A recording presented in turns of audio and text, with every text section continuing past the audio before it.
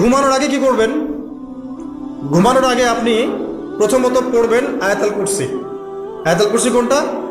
আল্লাহু লা ইলাহা ইল্লা হুয়াল হাইয়ুল কাইয়্যুম লা তাখুযুহু সিনাতুন ওয়া লা নাওম, এখান থেকে লাহু মা ফিস সামাওয়াতি ওয়া মা ফিল আরদি মান যাল্লাযী ইয়াশফা'ু ইনদাহু ইল্লা বিইذনিহি ইয়া'লামু মা বাইনা আইদিহিম ওয়া মা খালফাহুম ওয়া লা ইউহিতুনা বিশাইইন মিন ইলমিহি ইল্লা বিমা শা'a ওয়াসি'a কুরসিয়ুহু সামাওয়াতি ওয়াল আরদ ওয়া লা ইয়াউদুহু হিফযুহুমা ওয়া হুয়াল আলিয়্যুল আযীম।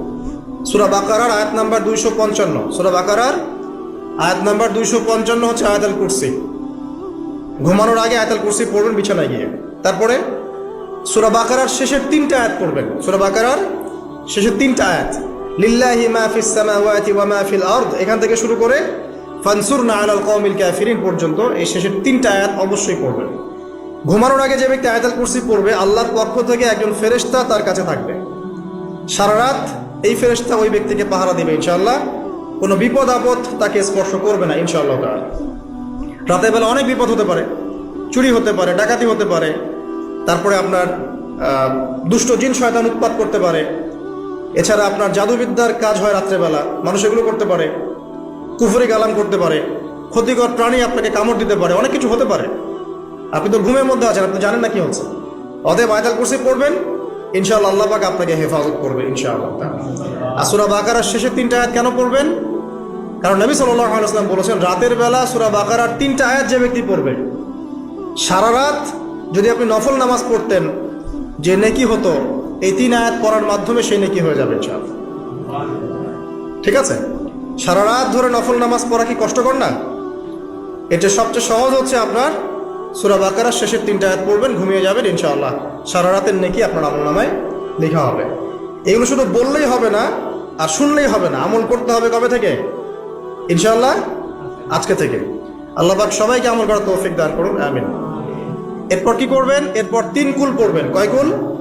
3 কুল। কোনটাকে 3 কুল বলে? বিসমিল্লাহির রহমানির রহিম, কুল হুয়াল্লাহু আহাদ এটা একটা, কুল আউযু বিরাব্বিল ফালাক এটা একটা, কুল আউযু বিরাব্বিন নাস এটা একটা। কি হবে এটা পড়লে? নবী সাল্লাল্লাহু আলাইহি ওয়াসাল্লাম বলেছেন, দৃশ্য বা অদৃশ্যের, মানে যা দেখা যায় যা দেখা যায় না, এই দৃশ্য অদৃশ্যের জগতের কোনো ক্ষতি তাকে স্পর্শ করবে না। প্রোটেকশন, আল্লাহর পক্ষ থেকে প্রোটেকশন। আর এটা যখন রাতে পড়বেন তখন এভাবে পড়বেন, একবার সূরা ইখলাস কুল হুয়াল্লাহু আহাদ, তারপর সূরা ফালাক কুল আউযু বিরাব্বিল ফালাক, তারপর সূরা নাস কুল আউযু বিরাব্বিন নাস পড়ে 2 হাত একত্রিত করে ফু দিবেন, দিয়ে মাথা থেকে নিয়ে এভাবে পুরো মাথা থেকে নিয়ে পুরো বডি এভাবে মাসাজ করবেন এভাবে। ঠিক আছে? এটা 3 বার করবেন, একবার না। একবার করবেন আরেকবার 3 বার। এরপরে পড়বেন সূরা কাফিরুন। কোন সূরা? কুল ইয়া আইয়ুহাল কাফিরুন লা আ'বুদু মা তা'বুদুন। এই সূরাটা পড়বেন লাকুম দীনুকুম ওয়ালিয়া দীন পর্যন্ত। কি হবে? আল্লাহর রাসূল সাল্লাল্লাহু আলাইহি ওয়াসাল্লাম বলেন যে রাতের বেলা ঘুমানোর আগে কেউ যদি সূরা কাফিরুন তেলাওয়াত করে ঘুমিয়ে যায়, আল্লাহ পাক ওই ব্যক্তিকে শিরকের পাপ থেকে মুক্ত রাখবে ইনশাআল্লাহ। আমি অনেক লেকচারে বলেছি, আবার বলছি যে যত মানুষ জাহান্নামে যাবে, হাজারে যে 999 জন মানুষই জাহান্নামে যাবে, তাদের আমলনামার মূল পাপটা হচ্ছে শিরক। কথা বুঝতে পারছেন? এই যে হাজারে যে পুরো 99% মানুষ জাহান্নামে যাচ্ছে, এটা তো হাদিস। তার মধ্যে যারা জাহান্নামে যাবে তাদের আমলনামায় সবচেয়ে কমন যে পাপটা থাকবে সেটা হলো কি? শিরকের পাপ। কারণ শিরক ছাড়া আল্লাহ পাক যে কোনো পাপ তওবা করলেই যাকে ইচ্ছা মাফ করে দিতে পারে। শিরকরত অবস্থায় কোনো মানুষ যদি মারা যায় তাহলে সে ব্যক্তি জাহান্নামে যাবে, এটাই চূড়ান্ত, ইল্লা মাশাআল্লাহ। তো সূরা কাফিরুন যদি আপনি তেলাওয়াত করেন, আল্লাহ পাক আপনাকে শিরক থেকে বাঁচাবেন। শিরক সম্পর্কে বিস্তারিত জানার জন্য আপনি পড়েন কিতাবুত তাওহীদ। কোন বই? কিতাবুত তাওহীদ। এই বইটাকে পড়েন, দেখবেন এখানে শিরকের সমস্ত বিষয়গুলো লেখা আছে। কোন কোন কাজ করলে শিরক হয়, কোন কোন কথা বললে শিরক হয়, কি চিন্তা করলে শিরক হয়। মনে রাখেন, এই যুগে সবচেয়ে বেশি যে পাপে মানুষ ডুবে আছে এটা হলো শিরকের পাপ। শুধু শিরক নিয়ে আমি আলাদা লেকচার দিব ইনশাআল্লাহ, কারণ এখন শিরকের আলোচনা শুরু করলে আর প্রোডাক্টিভ মুসলিম আলোচনা করতে পারবো। এটা এত ডিটেলস একটা সাবজেক্ট। মনে রাখবেন, শিরক চিন্তায় হয়, কথায় হয় এবং কাজে হয়। এই 3 শ্রেণীর শিরকের বিস্তারিত বিবরণ দেওয়া আছে কিতাবুত তাওহীদ নামের একটা বই, বাজারে কিনতে পাওয়া যায়, পড়ে দেখবেন। আর কি? রাতের বেলা শোয়ার আগে পড়বেন 33 বার সুবহানাল্লাহ, 33 বার আলহামদুলিল্লাহ এবং 34 বার আল্লাহু আকবার। আল্লাহর পক্ষ থেকে আপনার শরীরে শক্তি আসবে। এটা যারা নিয়মিত আমল করে আল্লাহর পক্ষ থেকে তাদের শরীরে শক্তি আসে। হ্যাঁ, কারণ এইটা রাসূল সাল্লাল্লাহু আলাইহি ওয়াসাল্লাম কাকে শিখিয়ে দিয়েছেন? তার মেয়ে ফাতিমা রাদিয়াল্লাহু আনহাকে। ফাতিমা রাদিয়াল্লাহু আনহা এবং আলী রাদিয়াল্লাহু আনহু তারা দুজন গিয়েছেন আল্লাহ রাসূলের দরবারে, গিয়ে বলেছেন আমাদেরকে একজন দাসী বা দাস দিন, বাসার অনেক কাজ আমরা করতে পারি না, লাগে না কাজের মানুষ। নবী সাল্লাল্লাহু আলাইহি ওয়াসাল্লাম বলছেন যে আমি কি তোমাদেরকে এমন কিছু শিখিয়ে দিব যেটা তোমাদের এই দাস দাসের অভাব পূরণ করে দিবে, প্রয়োজন হবে না? অবশ্যই শিখিয়ে দিন। তখন নবীজি শিখালেন সাল্লাল্লাহু আলাইহি ওয়াসাল্লাম যে ঘুমানোর আগে 33 বার সুবহানাল্লাহ পড়বে, 33 বার আলহামদুলিল্লাহ এবং 34 বার আল্লাহু আকবার। তোমাদের দাস দাসীর প্রয়োজন হবে না ইনশাআল্লাহ। তো ব্যাখ্যায় অনেক ওলামায়ে কেরাম বলেছেন যে এটা নিয়মিত আমল করতে থাকলে রোগ ব্যাধি কম হয়, শরীরে শক্তি আসে, এনার্জি বাড়ে, আপনি নিজের কাজ নিজেই করতে পারবেন ইনশাআল্লাহ। আসুন সামনে যাই। এরকম ঘুমানোর আরো বেশ কিছু আমল আছে, আমি অল্প কয়েকটা বললাম, এগুলোই করা শুরু করেন, আল্লাহ তৌফিক দান করুন। আর যদি পারেন ওযু করে ঘুমাতে পারলে আরো বেশি ভালো হয়। এবার আপনি ঘুমাচ্ছেন ডান কাত হয়ে, কি পড়বেন এই সময়? আল্লাহুম্মা বিইসমিকা আমুতু ওয়া আহইয়া, আলহামদুলিল্লাহ, দোয়া সবার ব্যবস্থা আছে। এবার ঘুমান। এই যে ঘুমাচ্ছেন আপনি 3 ঘন্টা বা 4.5 ঘন্টা বা 6 ঘন্টা, আপনার এই পুরো ঘুমটা হবে ইবাদত ইনশাআল্লাহ।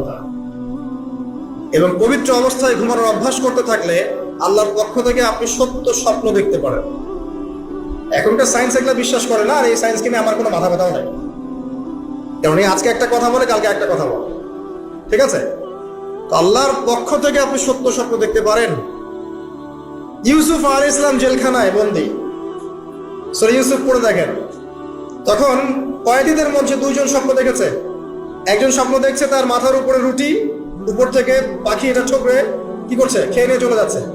আরেকজন স্বপ্ন দেখেছে যে সে শরাব পান করাচ্ছে একজনকে, আছে না সূরা ইউসুফে? তো ইউসুফ আলাইহিস সালাম বললেন যে যার মাথা থেকে পাখি ঠোকরায় খেয়ে নিচ্ছে খাবার, তাকে শুলদণ্ড দেওয়া হবে।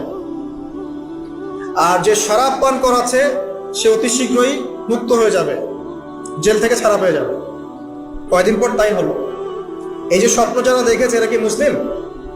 এই স্বপ্ন যারা দেখেছে এরা কিন্তু মুসলিম না। ইউসুফ আলাইহিস সালাম মুসলিম, তিনি আল্লাহর নবী, তিনি স্বপ্নের ব্যাখ্যা করছেন, কিন্তু এখানে একজন অমুসলিমের স্বপ্ন সত্য হয়েছে। একজন অমুসলিমকে আল্লাহ পাক স্বপ্ন দেখাতে পারেন, দলিল আছে কোরআনে। সত্য স্বপ্ন বলে একটা বিষয় আছে, যেটার জন্য অবশ্যই আল্লাহর পক্ষ থেকে নূর দরকার, স্বচ্ছ একটা মন দরকার, কলবুল সালিম দরকার, বেশি বেশি আমল দরকার, হ্যাঁ, আধ্যাত্মিকত্ব দরকার, আল্লাহর মারিফত দরকার। তারপরে ইনশাআল্লাহ সত্য স্বপ্নের প্রশ্ন আসবে। সারাদিন টিভি দেখে, গান শুনে, সিরিয়াল দেখে, গালিগালাজ করে, গীবত তহমত করে, খোঁচাখুচি করে, চুলাচুলি করে, এদের সাথে সত্য স্বপ্নের কি স্বপ্ন? এদেরকে তো শয়তান স্বপ্ন দেখাবে। কথা বুঝতে পারছেন না? ফজরের নামাজের পরে নবী সাল্লাল্লাহু আলাইহি ওয়াসাল্লাম বসে থাকতেন, সাহাবীরা তাকে বলতেন কে কোন স্বপ্ন দেখেছে তিনি বলতেন, এবং তিনি স্বপ্নের ব্যাখ্যা ইন্টারপ্রিটেশন করতেন যে এটা এমন, এটা এমন। এমনকি এই যে আপনার উহুদের যুদ্ধের আগের রাতে অনেক সাহাবী স্বপ্ন দেখেছেন, এবং পরের দিন দেখবেন উহুদের দিনে অনেক সাহাবী শহীদ হয়েছে। তো যাই হোক, ওইদিকে আমি যাচ্ছি না। তো এই যে ঘুমটা আপনি ঘুমাচ্ছেন, ইনশাআল্লাহ আপনার ঘুমটা কি হচ্ছে? ইবাদত হচ্ছে না? আলহামদুলিল্লাহ। আলেম যারা, তাদের ঘুমও ইবাদত। যারা মুসলিম, মুমিন, মুত্তাকি, আলেম, তাদের ঘুমগুলো কি ইবাদত। এখন ঘুমান শেষ, ঘুমের মধ্যে যদি দুঃস্বপ্ন দেখেন তাহলে আপনি বাম দিকে 3 বার থুতু ফেলবেন, ফেলে আউযু বিল্লাহি মিনাশ শাইতানির রাজিম পড়বেন, পরে পাশ পরিবর্তন করে আবার ঘুমাবেন। এটা হয় না ঘুমের মধ্যে অনেক সময়? অনেকে বোবা ধরে, শ্বাস নিতে পারে না।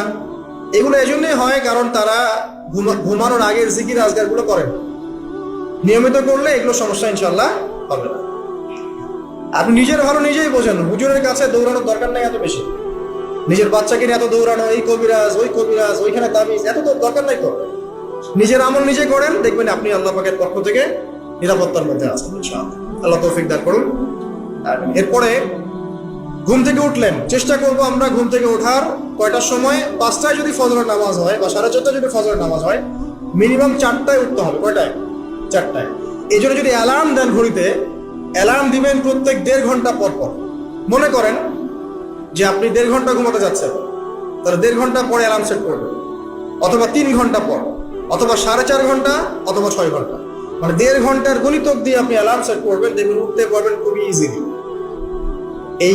এতে 1.5 ঘন্টায় আপনার ঘুমের সার্কেলটা পূর্ণ হয়। একটা ঘুমের সার্কেল পূর্ণ হতে আমাদের মাথায় তো রেস্টের দরকার আছে, এটা পূর্ণ হতে 1.5 ঘন্টার মতো সময় লেগে যায়। তো এটা একটা ট্রিক বললাম আপনাদেরকে, আপনি করতে পারেন, উপকৃত হবেন ইনশাআল্লাহ। তো ফজর নামাজের মিনিমাম আধা ঘন্টা আগে আমাদেরকে ওঠার অভ্যাস করতে হবে। এই যে ঘুমটা ভাঙলো, ভাঙার সাথে সাথে কি করব? ভাঙার সাথে সাথে আল্লাহ শুকরিয়া, আলহামদুলিল্লাহিল্লাযী আহইয়ানা বা'দা মা আমাতানা ওয়া ইলাইহিন নুশুর। বাস, এই যে ইবাদত হয়ে গেল। এবার আপনি আরেকটা দোয়া পড়বেন, শিখে নেন। আপনি পড়বেন লা ইলাহা ইল্লাল্লাহ ওয়াহদাহু লা শারীকা লাহু লাহুল মুলকু ওয়া লাহুল হামদ ওয়া হুয়া আলা কুল্লি শাইইন কাদির সুবহানাল্লাহ আলহামদুলিল্লাহ ওয়া লা ইলাহা ইল্লাল্লাহ ওয়াল্লাহু আকবার লা হাওলা ওয়া লা কুওয়াতা ইল্লা বিল্লাহ আল্লাহুম্মা ইগফিরলি। এটা পড়ার পরে হাত তুলে দোয়া করেন, যা দোয়া করবেন তাই পাবেন ইনশাআল্লাহ।